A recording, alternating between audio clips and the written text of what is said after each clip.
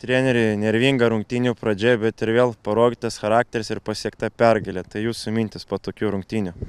Na, gal tai buvo vienas iš tokių rungtynių šiais metais A-lygoj, kur mane tikrai tenkino žaidimas puolime. Na, gynyboje mes kaip visą laiką prisidirbam.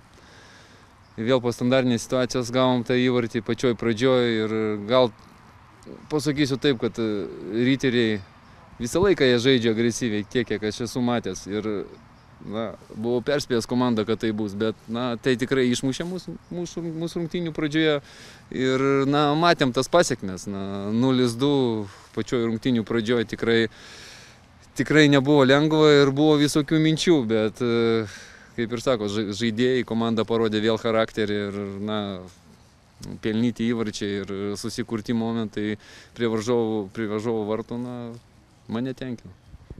Po pirmo kėlinio rezultatas buvo 2-2, tai ir pertraukos metu dar labai keitėte planą ir jau likote prie to, kas buvo suplanuota dar iki tų praleistų įvarčių? Ne, be abejo, kažkiek tai keitėm ir aš manau, jūs matėte antrą kėlinį.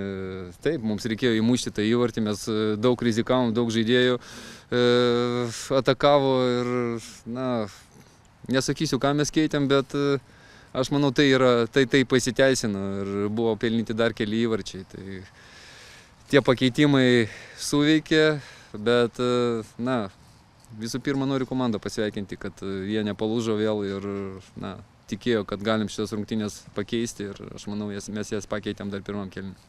Pakankamai intensyvi savaitė šiandien rungtynės, antradienį vėl važiuoti į Vilniaus rajonus, Transinvest taurė ir po to savaitgalį su Gargždų Banga, taip kad tikrai intensyvumas didelis. Žiūrime į ateinančias rungtynės. Šiandien buvo svarbiausios šitos rungtynės, dabar turim keletą dienelių, ne tiek jau daug, bet yra taip, kaip yra. Turim atsistatyti, pasiruošti ir turim atvažiuoti ir daryti tai, kas priklauso.